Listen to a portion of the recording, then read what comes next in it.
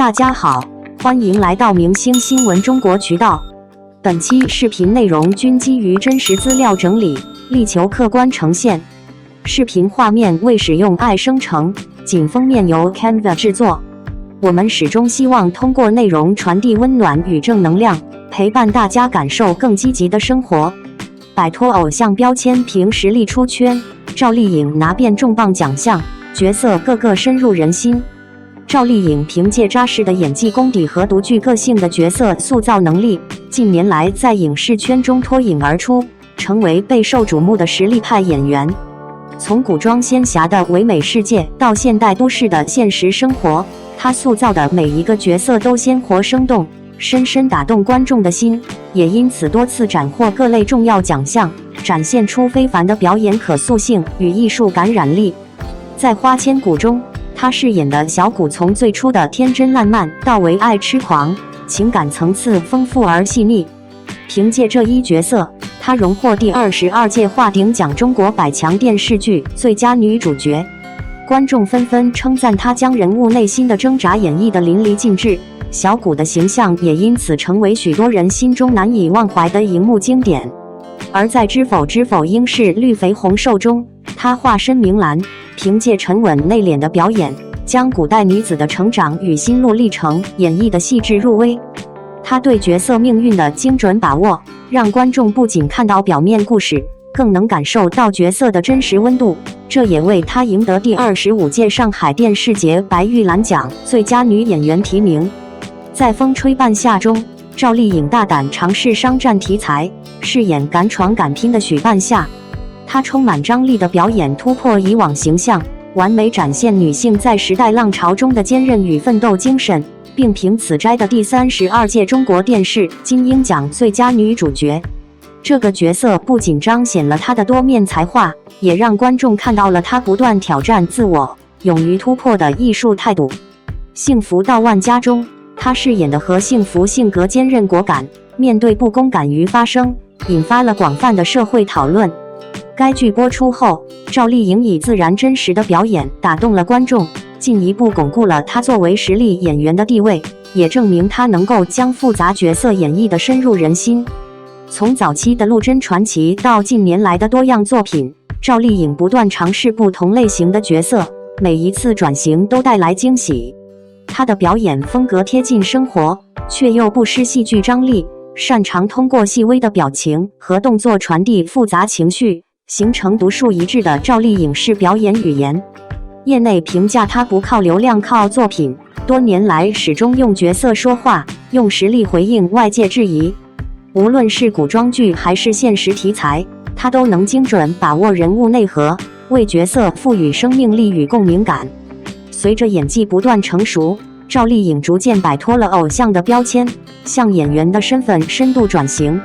她的获奖角色不仅是个人成长的见证，也折射出中国影视行业对实力派演员的认可与尊重。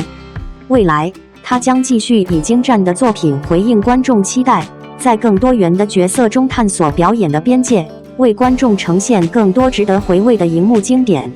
看到这篇内容，最大的感受就是，赵丽颖这些年的成功，真的不是靠运气，更不是靠所谓的流量红利。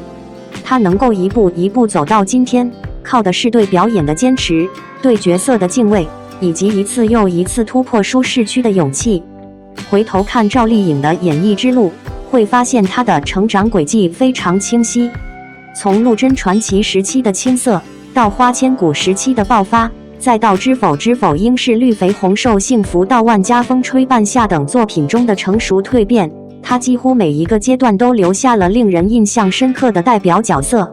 尤其难得的是，这些角色并不是简单重复同一种表演模式，而是拥有完全不同的人物气质和命运轨迹。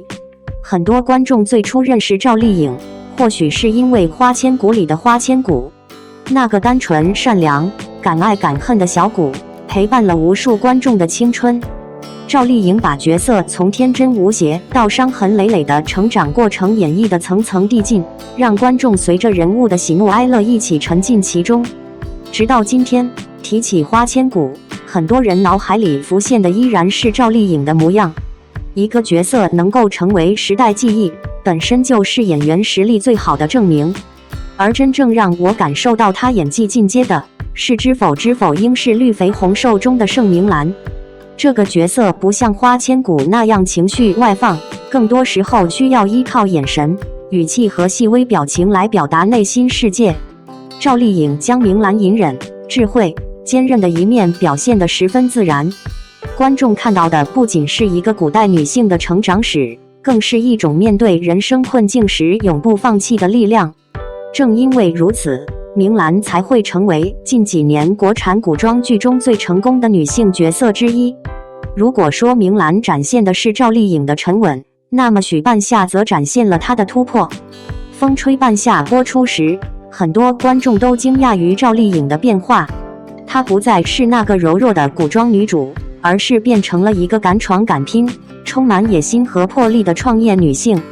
许半夏身上既有时代赋予她的机遇，也有现实生活给予她的考验。赵丽颖把角色的锋芒、坚强以及脆弱都诠释得恰到好处，让观众看到了一个更加成熟、更有层次的演员。同样令人印象深刻的，还有《幸福到万家》中的何幸福。这个角色没有华丽的人设，没有传奇般的经历，却因为真实而格外动人。赵丽颖用朴实自然的表演，让何幸福仿佛就生活在我们身边。她面对不公时的坚持，面对困难时的不服输，都让观众产生了强烈共鸣。这部作品也让越来越多的人意识到，赵丽颖已经不再局限于偶像剧演员的身份，而是真正具备驾驭现实主义题材的能力。其实这些年来，赵丽颖最让人佩服的地方，不是获得了多少奖项，而是她始终保持着一种向前奔跑的状态。娱乐圈从来不缺一夜爆红的人，但能够红十几年并不断进步的人却屈指可数。她没有停留在舒适圈里消费过去的成功，而是在一次次转型中寻找新的可能。很多人喜欢用逆袭来形容赵丽颖，我觉得这个词放在她身上确实非常贴切，因为她的成功从来不是天降好运，而是无数个日夜积累出来的成果。从配角到主角，从偶像演员到实力派演员，从收视保证到口碑担当，她走过的每一步都留下了清晰的脚印。如今的赵丽颖早已不需要依靠任何标签来证明自己。观众提到她时，想到的不再只是漂亮、流量或者热度，而是一个个鲜活的人物形象。花千骨、盛明兰、何幸福、许半夏这些角色共同构成了她作为演员最珍贵的财富。对于很多喜欢她的观众来说，最欣慰的并不是看到她拿奖，而是看到她始终在成长。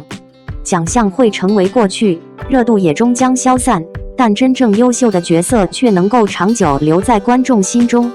而赵丽颖这些年最成功的地方，正是用一部又一部作品证明了自己。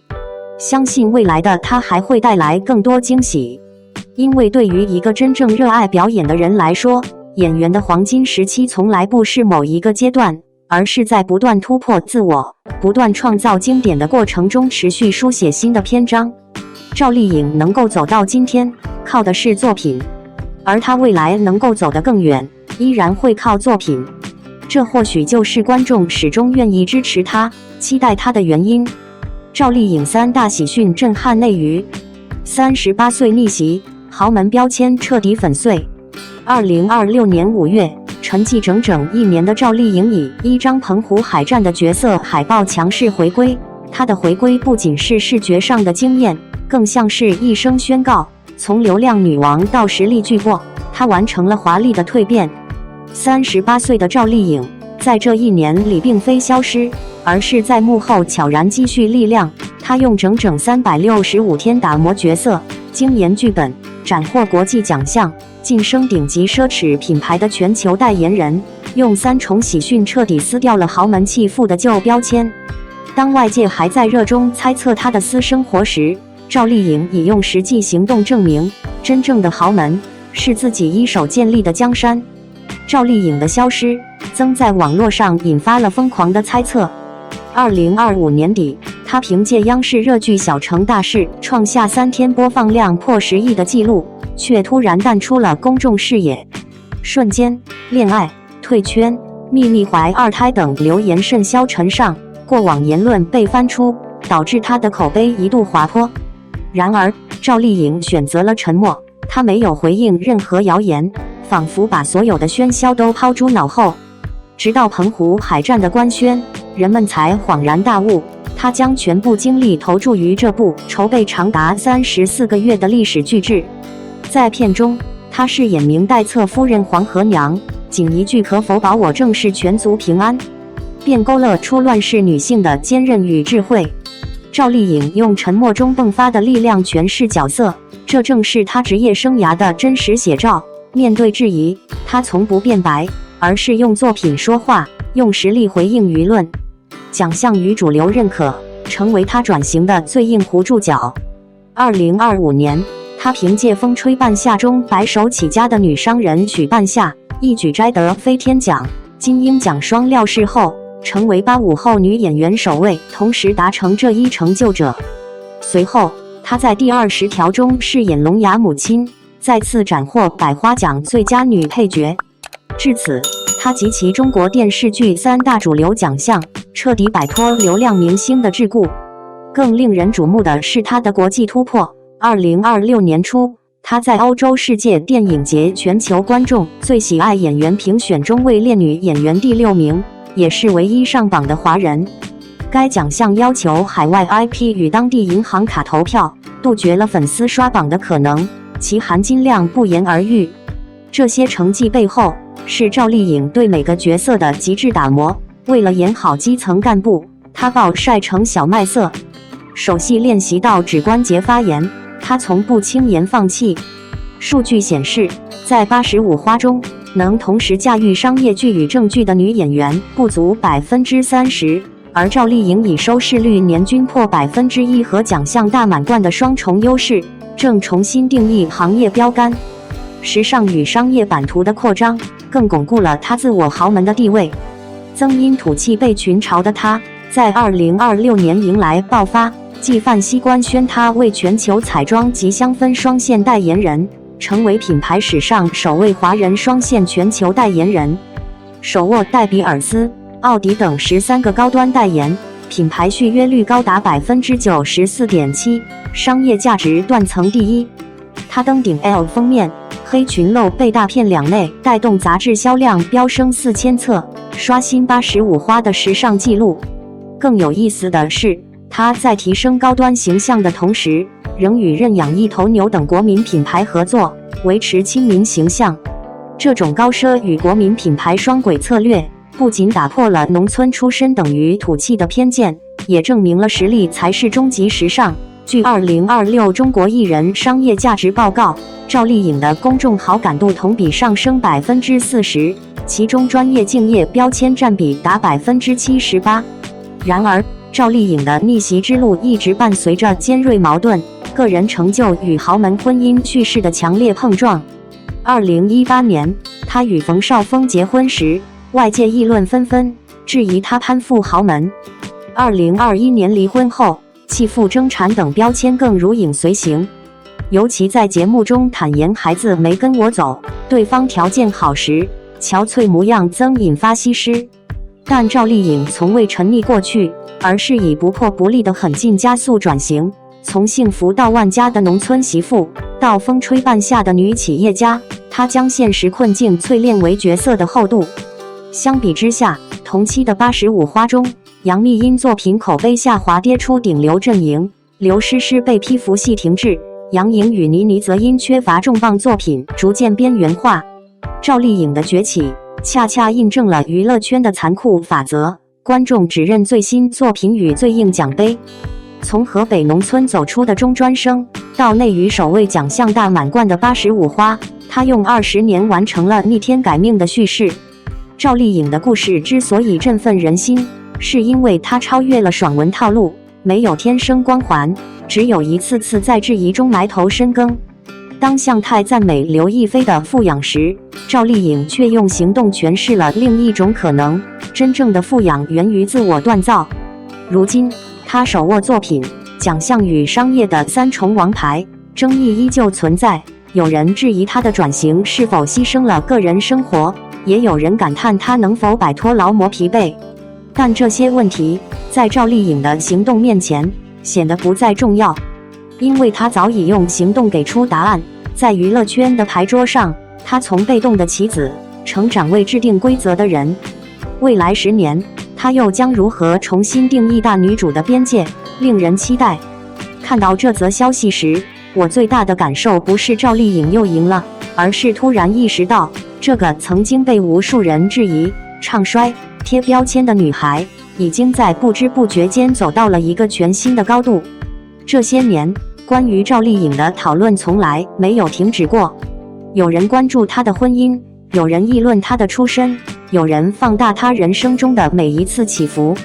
尤其是在离婚之后，豪门弃妇4个字仿佛成了一些人口中的固定标签。可如今再回头看，那些争议似乎早已被时间冲淡，而赵丽颖本人则用一部部作品、一项项成绩，把所有答案写在了自己的履历上。最让我佩服的是她面对外界声音时的态度。娱乐圈从来不缺解释和回应，很多明星遇到争议时都会第一时间站出来澄清，但赵丽颖似乎一直不是这样的人。无论是面对质疑演技，还是面对各种流言蜚语，她选择的方式始终只有一个：用作品说话。当很多人以为她消失了1年时，她其实是在默默准备澎湖海战。当大家还在猜测她的感情生活时，她已经把全部精力投入角色创作。这样的专注，在如今这个快节奏的娱乐环境里显得格外难得。从陆贞传奇的陆贞，到花千骨的花千骨，再到知否里的盛明兰，幸福到万家的何幸福，风吹半夏的许半夏，赵丽颖塑造的角色跨度越来越大，层次也越来越丰富。她不再只是那个观众印象中的古偶女主，而是在不断突破舒适区，尝试更多现实题材和后重角色。尤其是风吹半夏，很多观众都说那是赵丽颖职业生涯的重要转折点。许半夏身上的坚韧、野心、倔强和成长，被她演绎的极具说服力。看完之后你会发现，她演的不只是角色，更像是在演自己一路走来的奋斗历程。而奖项的认可，则让这种成长变得更加具象。对于演员来说，观众的喜爱固然重要，但专业认可同样珍贵。当赵丽颖一步步获得主流奖项肯定的时候，其实也意味着她完成了从流量演员到实力演员的跨越。这样的转型，说起来简单，真正做到的人却并不多。更难得的是，她没有因为成功而停下脚步。很多演员拿到奖项之后会选择稳妥路线，但赵丽颖依旧在挑战新的角色、新的领域。她似乎总是在寻找下一次突破，而不是沉浸在过去的荣耀里。这种持续向上的力量，才是最让人敬佩的地方。除了影视成绩，她在时尚和商业领域的表现同样令人惊喜。曾几何时，土气几乎成了外界对她最刻薄的评价之一。但今天再看，无论是高定造型还是国际品牌合作，赵丽颖都展现出了强大的个人魅力。更重要的是，她并没有为了迎合所谓的高级感而刻意改变自己，她依旧保持着那份真实和接地气。这种反差恰恰是她最特别的地方。她既能出现在国际时尚舞台，也能让普通观众觉得亲切自然。高奢品牌认可她，普通消费者也喜欢她，这样的国民度和影响力，其实比单纯的流量更加难得。很多人喜欢把赵丽颖的故事称为逆袭，但我觉得比起逆袭2个字，她更像是在一步一个脚印地兑现自己的人生。没有显赫背景，没有资源加持，从河北农村走出来的普通女孩，靠着无数个日夜的努力，一步步成为行业顶尖演员。这样的经历之所以能打动人，是因为它让很多普通人看到了希望。它证明了一件事：出身或许决定起点，但无法决定终点。人生真正的竞争，从来不是和别人比谁拥有的更多，而是看自己能否坚持成长。如今的赵丽颖已经不再需要任何人的定义，她不是谁的前妻，也不是谁口中的豪门弃妇，她是演员赵丽颖，是凭借作品赢得尊重的赵丽颖，是靠自己打拼出事业版图的赵丽颖。当年那些试图用标签概括她的人，或许怎么也不会想到，最终撕碎标签的人正是她自己。所以当看到这3大喜讯的时候，我感受到的不是简单的成功，而是一种厚积薄发后的绽放。38岁的赵丽颖没有被年龄束缚，没有被争议困住，更没有被过去定义。她用自己的经历告诉所有人，真正的豪门从来不是嫁入豪门，而是把自己活成豪门。而这样的赵丽颖也让人更加期待未来的她，因为属于她的精彩故事或许才刚刚开始。神隐多月，赵丽颖将演女刑警队长，粉丝淡定回队，非官宣布约。6月12日，神隐了快1年的赵丽颖突然有消息了。点进去一看，还是那个老配方，营销号又传她演女刑警队长了。搭档郭京飞、于和伟，导演《觉醒年代》的张永新，题材刑侦正剧。乍一听是块大饼，可粉丝的反应却很真实。吃瓜不信瓜，非官宣不约。有人翻出旧账，一针见血，这饼传赵丽颖传了4年了，这是没得饼溜赵丽颖，翻出陈年老饼了。还有人调侃，我看传了赵丽颖至少4年了，必须赵丽颖演才能开机的话，那演吧，总不能不开机吧。一个饼，反复端，反复撤，4年了，粉丝从最初的兴奋到如今的免疫，靠的全是经验。4年老饼，赵丽颖还没咽下去。女刑警队长最早出现在大众视野是2021年，当时《觉醒年代》刚播完，导演张永新宣布将执导这部刑侦剧，一度被业内视为预定爆款。此后几年，女主角人选在迪丽热巴、杨紫、佟丽娅等人之间转了一圈，最后似乎都指向了赵丽颖。从2022年到现在，关于她出演的传闻几乎每隔几个月就来一波，剧情、人设、搭档阵容轮番翻新，但始终停留在网传阶段。粉丝已经被溜出了条件反射。有人无奈地说，真的喜欢拿赵丽颖热饼，不带赵丽颖是没有一点热度是吧？热了饼有流量了，最后不是赵姐，还要说被甜饼，真的好讨厌。这饼值不值得吃？抛开溜饼嫌疑，这项目本身确实不差。导演张永新有《觉醒年代》这样的代表作，郭京飞、于和伟的演技也是公认的，题材还是稀缺的女刑警谈判专家视角。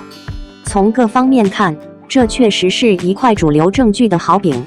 但问题在于，赵丽颖正在神隐中。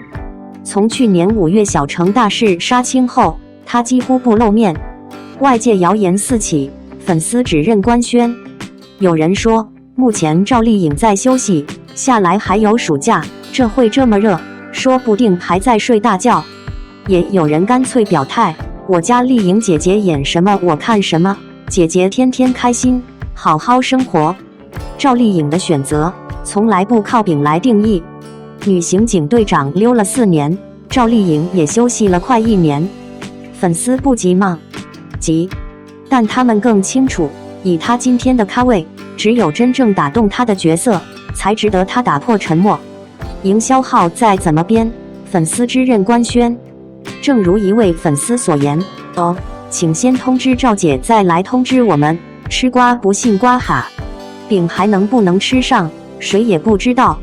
但赵丽颖的粉丝已经学会了，等着，不信别催，她出来演什么，他们就看什么，这就够了。看到女刑警队长再次传出赵丽颖将出演的消息，说实话，我一点都不意外，因为这已经不是第1次了，甚至不是第2次、第3次，而是连续传了好几年的老熟人。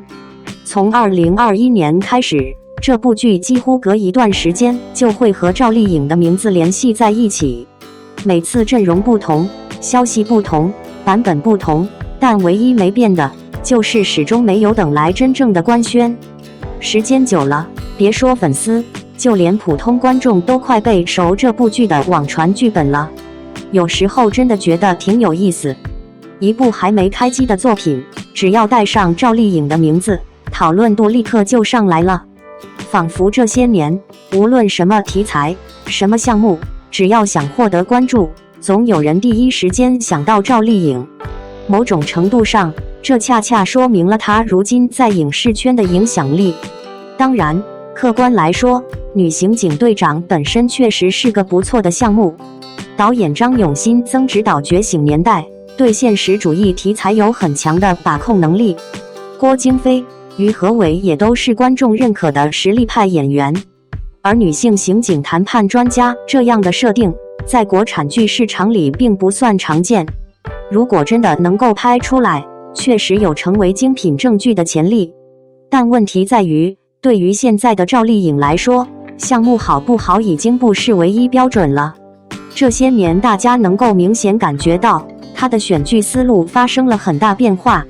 从风吹半夏到幸福到万家，再到第20条小城大事，她越来越在意角色本身的成长空间，而不是作品带来的短期热度。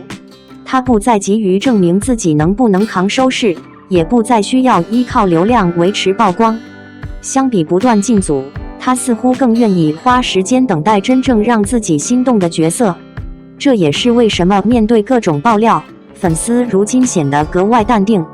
如果放在几年前，看到这样的消息，评论区可能早就开始提前庆祝了。可现在大家的态度却出奇一致，非官宣不约，吃瓜不信瓜，先通知赵姐，再通知我们。双引号，这种变化其实很有意思。不是粉丝不期待赵丽颖拍戏，而是这些年经历了太多次溜饼之后，大家已经学会了理性看待网络消息。毕竟娱乐圈每天都有各种真假难辨的爆料，与其提前激动，不如静静等待官方消息。官宣了就支持，没官宣就当故事听听。而且从另一个角度看，赵丽颖如今的神隐，反而让很多观众更加期待她的下一次亮相。过去1年里，她几乎没有高频曝光，没有频繁参加综艺，也没有靠热搜维持存在感。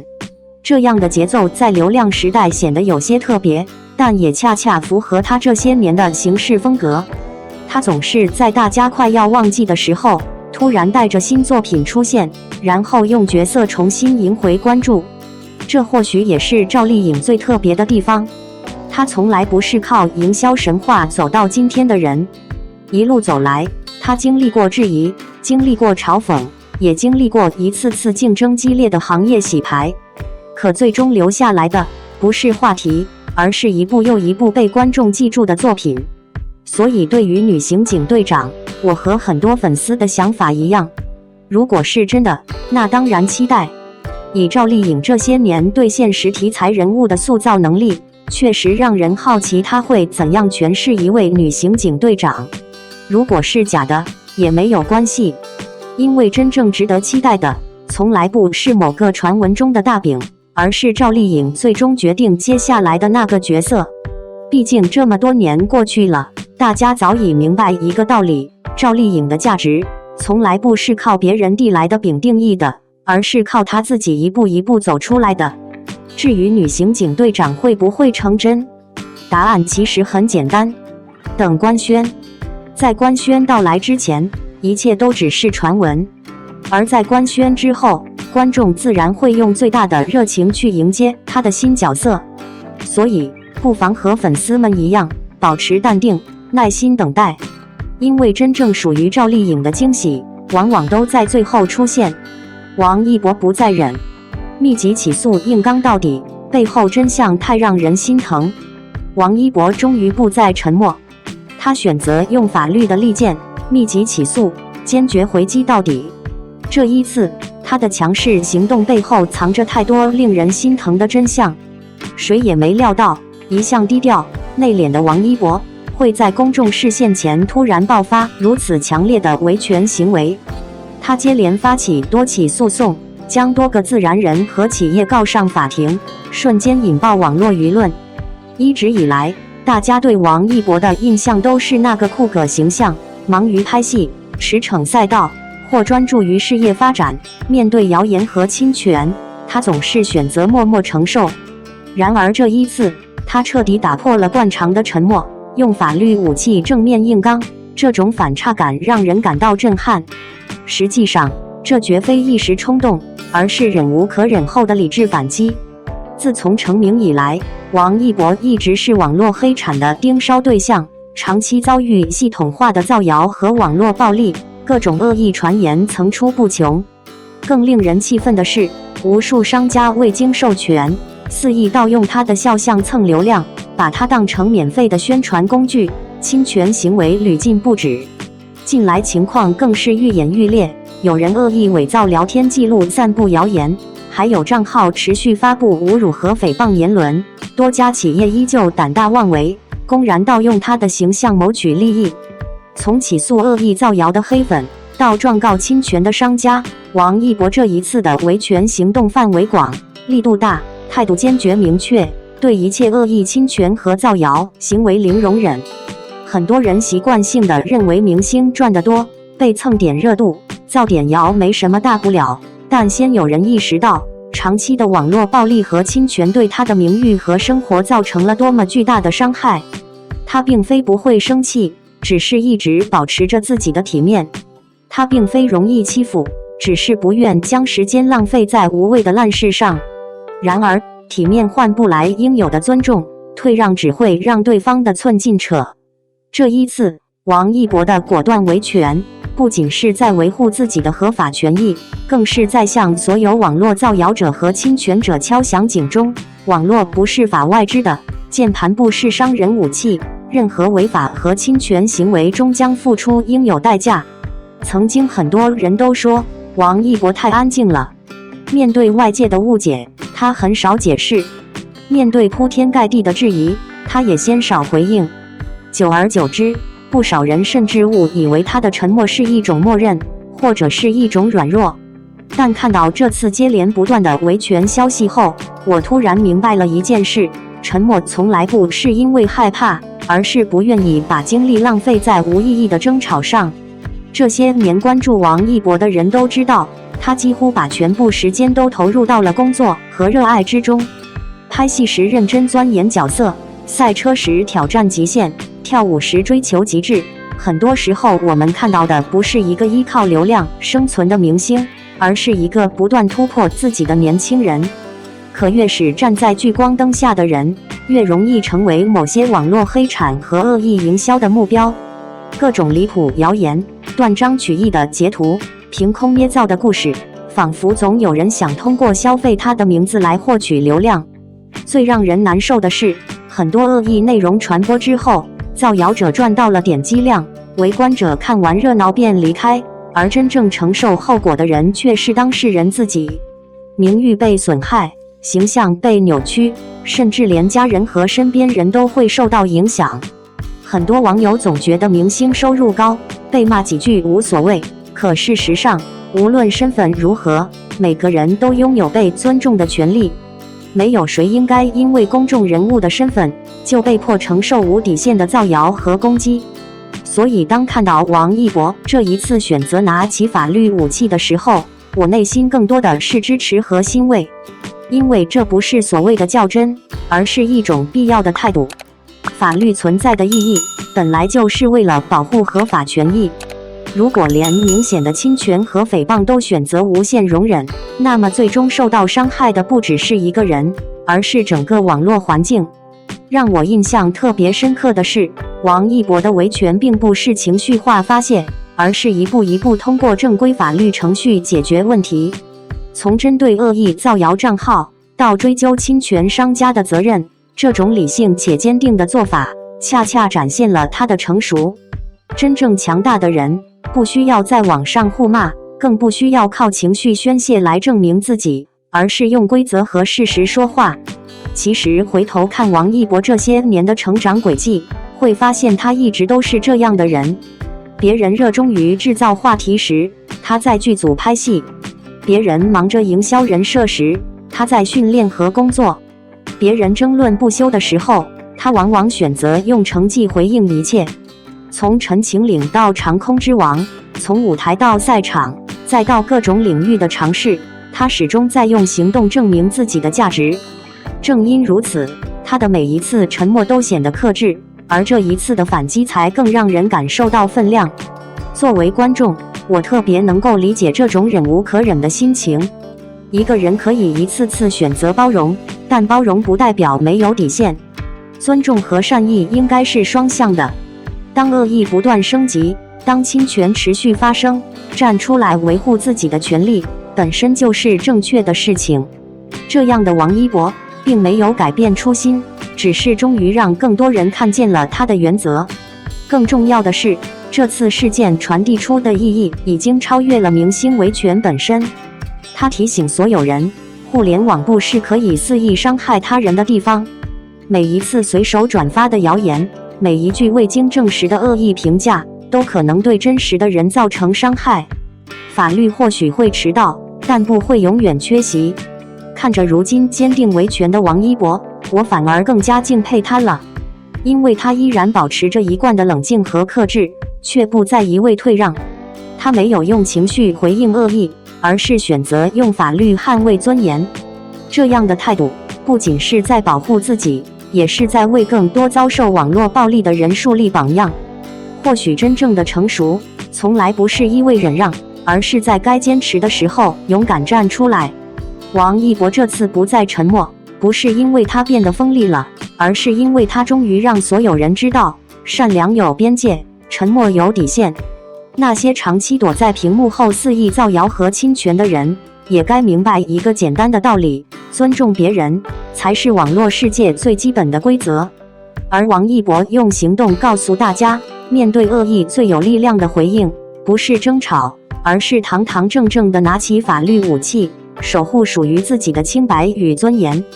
赵丽颖减少大型活动，甚少露面品牌代言，这段时间她发生了什么？2026年的娱乐圈依旧热闹非凡，红毯盛典，品牌活动如潮水般涌来，各路明星争奇斗艳，光芒四射。然而，曾经的活动常客顶流小花赵丽颖，名字却在大众视野中渐渐淡去。有人揣测她事业遭遇滑铁卢，被圈内冷落；有人猜测她隐退当全职妈妈；还有人说离婚后的她状态不佳，选择避世而不敢公开露面。这些猜测像风一样越传越远，真假难辨。2026年3月，赵丽颖工作室悄然更新了一条动态，配文写着：“沉淀是为了更好的出发。”画面中，她在书房静静翻阅书籍的侧影，素面朝天，神情松弛自然。这是她这1年多来为数不多的公开动态之一，却透露出内心的宁静与自洽。回顾她的经历，从2006年参加选秀出道，到2025年凭借小城大事斩获视后，赵丽颖整整用了19年时间。从一个农村出身、非科班的新人，到内娱顶流，她手握无数爆款作品，是业内公认的拼命三娘。正是这样一个常年霸屏、活动不断、代言接到手软的演员，却在某些角落被说成过气，被圈里排挤，离婚后一蹶不振，不敢露面。然而事实完全不同。时间拉回2006年，19岁的赵丽颖参加雅虎搜星选秀，一举夺冠，开启了她的演艺之路。出道初期，她只能演丫鬟、宫女、小配角，几乎没有台词，没有镜头，生活窘迫。然而2011年的新《还珠格格》让她凭借晴儿一脚崭露头角，开始被观众注意到。2015年的《花千骨》让她彻底爆红，一跃成为顶流小花，开启了霸屏模式。从2024年到2025年，2年间她拍摄9部作品，斩获多个视后奖杯，拿下多个高奢代言，事业迎来巅峰。2025年5月，她主演的现实题材剧《小城大事》杀青，这是她最后一次公开进组的消息。此后，她按下了暂停键，不再参加大型晚会，不赶时尚盛典，接新代言极少，甚至连日常公开露面也屈指可数。外界看到的消失，背后却是19年的拼命与疲惫。对于赵丽颖而言，这过去的19年是不敢停的19年。她曾坦言，我没有背景，只能靠自己。高强度工作让她多次在片场晕倒，颈椎、腰椎都有旧伤，甚至忙到失忆。回看自己早年的作品时，才想起曾在澳大利亚取景拍摄。2026年2月，她在 Vogue 独家采访中坦然道出了消失的原因，就是想停下来歇一歇，回顾过去这些年实在太拼了，想好好回归生活，陪陪孩子，也沉淀一下自己。言语直白、坦诚，没有卖惨。这是她出道19年来第一次敢放下拼命三娘的标签，给自己放一场悠长假期。然而，猜测依旧随之而来。事实上，这1年多来，找她拍戏、邀她代言的资源从未断过。5档顶流综艺向她发出邀请，3个奢侈品品牌递来短期代言合约，但她都一一婉拒。减少曝光后，偶尔有网友拍到她带孩子出门的画面，便被解读成离婚后状态不佳，选择隐退当全职妈妈。赵丽颖曾在直播中明确表示，陪伴家人不能只说不做，需身体力行。孩子的童年只有一次，我不想再错过。这一段时间，她推掉所有无关紧要的活动，把大部分时间都留给儿子。没有摆拍，没有营销，都是实实在在的陪伴。带孩子去游乐园、逛科技馆、看儿童剧，在朝阳公园的沙坑里赤脚奔跑，雨天一起踩水坑，在菜市场认蔬菜、挑水果，晚上陪孩子阅读、讨论恐龙模型。她不再是镜头前紧绷的大女主，而是最普通、最真实的妈妈，素面朝天，笑得松弛又自在。值得深思的是，为什么这些猜测能传播得如此广泛？根本原因不是他们有多少可信依据，而是人们习惯了顶流常年营业。但赵丽颖为什么敢在事业巅峰期停下脚步？答案就在她过去的19年里。从2006年选秀出道到2026年主动沉淀，她走完了从跑龙套新人到顶流视后的全部历程。每一个节点，她都是靠自己完成的。2006年靠努力夺得选秀冠军，踏入演艺圈；2015年凭花千骨爆红；2025年凭小城大事斩获视后；2026年靠底气主动慢下来，回归生活，沉淀自我。他的底气从来不是流量和名利，而是19年的努力。每一部爆款作品，每一个深入人心的角色，靠自己拼出来的实力。这说明了什么？说明他的底气源自那些年常年连轴转、拼命拍戏的日子。那些日子，他没有松弛，因为不敢停，只能拼命前行。而正是这些积累，让他不被外界猜测左右。赵丽颖的消失，从来不是过气，而是清醒的选择，是厚积薄发的沉淀。等她带着新作品回归时，依然会是那个清醒、坚韧、充满力量的赵丽颖。看完这篇内容，最深的感受其实不是赵丽颖消失了，而是终于看到一个拼了将近20年的演员，开始学会为自己而活。这些年，很多人已经习惯了赵丽颖一直在工作、拍戏、宣传、领奖、出席活动、品牌代言，仿佛她永远都在奔跑。从新《还珠格格》的晴儿，到花千骨的花千骨，再到幸福到万家风吹半夏小城大事，观众似乎总能在荧幕上看到她的身影。久而久之，大家甚至产生了一种错觉，赵丽颖就应该一直忙，一直营业，一直出现在聚光灯下。可仔细想想，一个从19岁开始进入娱乐圈的人，连续奋斗19年，真的不累吗？很多人只看到了他今天的成功，却忘了他一路走来的艰难。没有专业院校背景，没有强大资源扶持，更没有所谓的捷径。他是靠着一个又一个小角色慢慢熬出来的，从跑龙套到成为收视保障，从被质疑到被认可，每一步都走得异常艰辛。正因为如此，当看到他选择暂停工作时，我反而觉得特别理解，也特别佩服。因为真正难的，从来不是拼命向前冲，而是在最风光的时候，敢于停下来。娱乐圈里有太多人害怕停下脚步，害怕热度消失，害怕资源流失，害怕被新人取代，所以即使身体透支，也要继续工作；即使疲惫不堪，也要维持曝光。但赵丽颖却偏偏在事业最稳的时候，做出了一个很多人不敢做的决定，回归生活。这恰恰说明，她已经不再需要通过不断曝光来证明自己。当一个演员拥有足够多被观众记住的角色，拥有足够扎实的作品积累时，他的价值就不会因为暂时缺席而消失。事实上，真正让人敬佩的，不是他有多红，而是他始终知道自己想要什么。年轻时，他想证明自己，所以拼命拍戏；事业上升期，他想突破自己，所以不断转型。而如今，他想陪伴家人，想沉淀内心，于是选择慢下来。这样的清醒，在娱乐圈尤其难得。尤其看到文中描述他陪孩子的那些细节时，反而让人觉得特别温暖。没有红毯，没有闪光灯，没有精修海报，只是陪孩子逛科技馆，去游乐园看儿童剧，在公园玩沙子，在菜市场认识水果蔬菜。这样的画面，或许远不如影视剧中的大女主光鲜亮丽，却让人看见了最真实的赵丽颖。她不再只是观众眼里的明星，也是一个母亲，一个普通人。很多时候，人们总喜欢把女性放进固定的框架里。拼事业时，有人说她忽略家庭；陪伴家庭时，又有人说她事业下滑。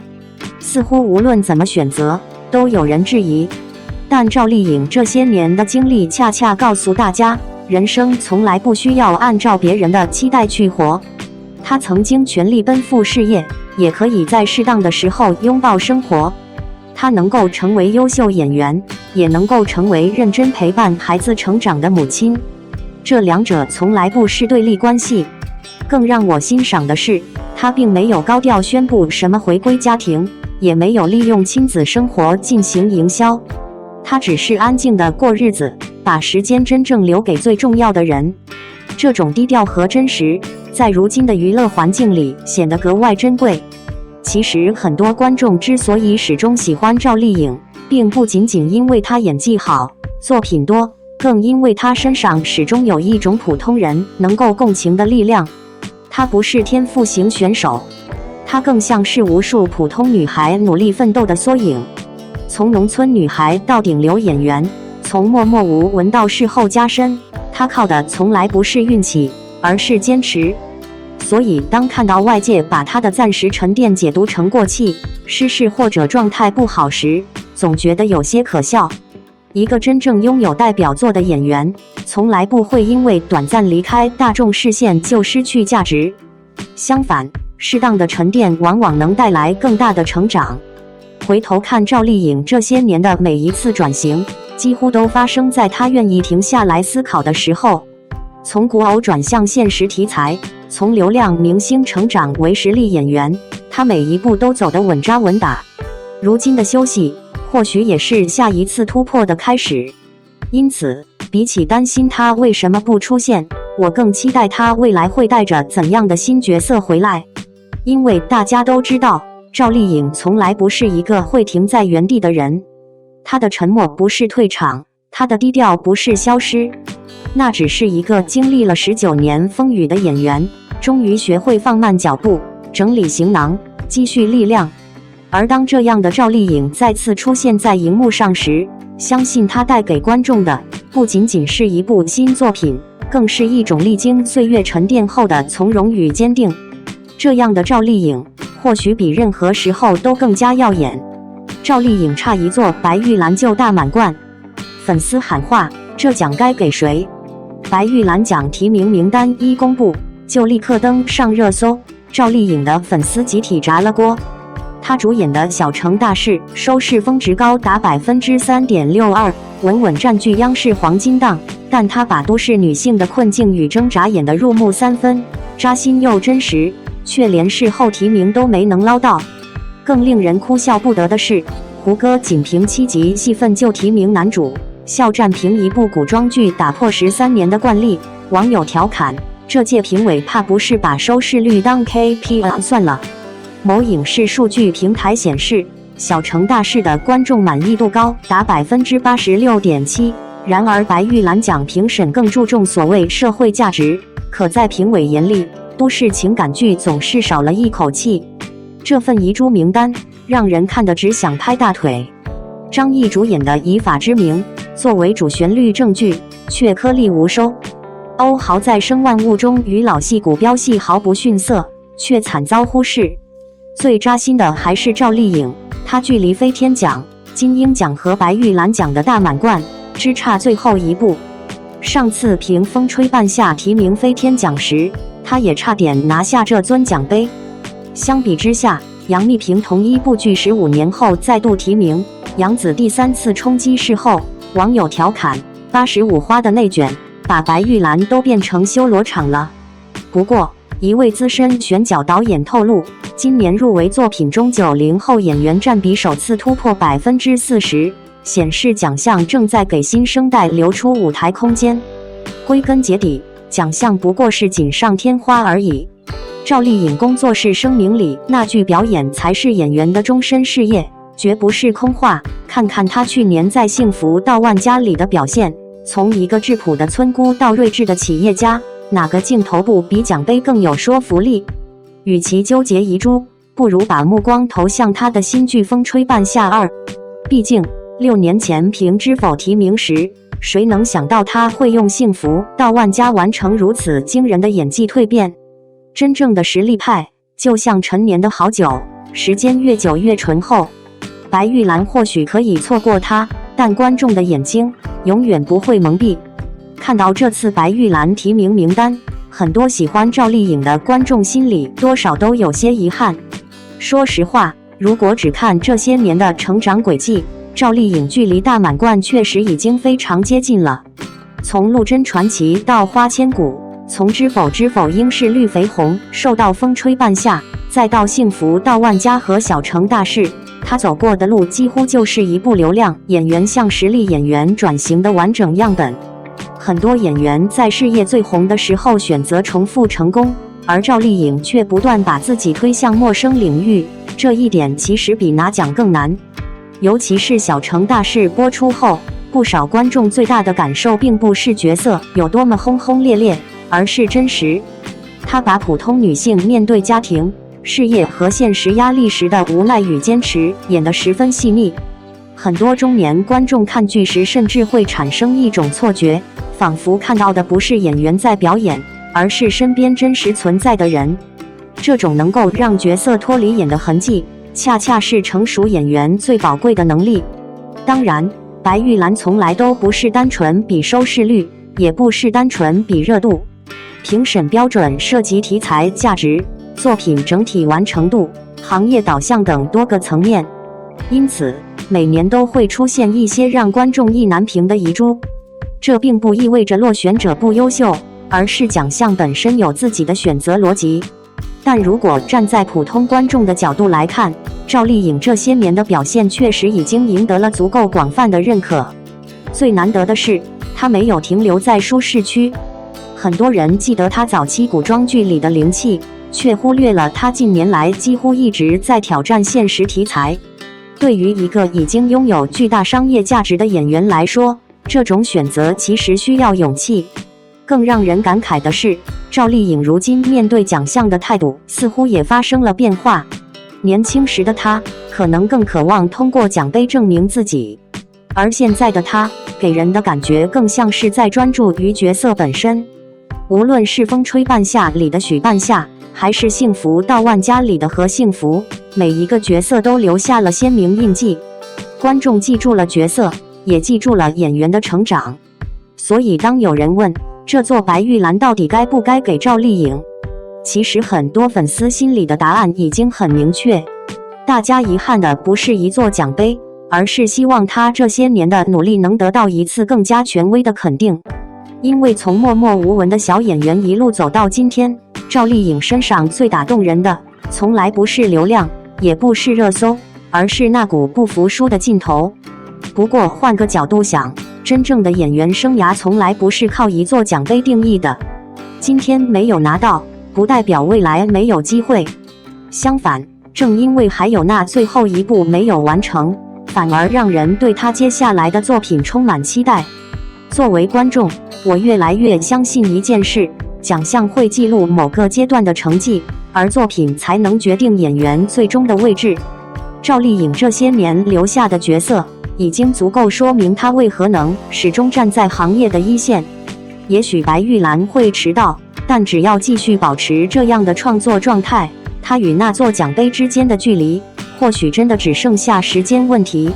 对于很多一路陪伴她成长的观众来说，最值得骄傲的或许不是未来是否能够实现大满贯，而是大家亲眼见证了一个普通女孩一步一步走到今天，从被质疑到被认可，从依靠人气到依靠作品，这样的成长本身就比任何奖项都更有分量。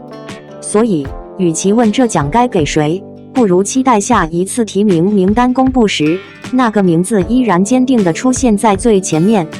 因为真正优秀的演员，从来不会因为一次落选而停下脚步，而赵丽颖恰恰就是这样的人。感谢您观看视频。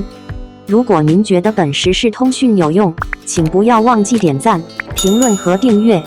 祝您生活愉快，充满活力。再见。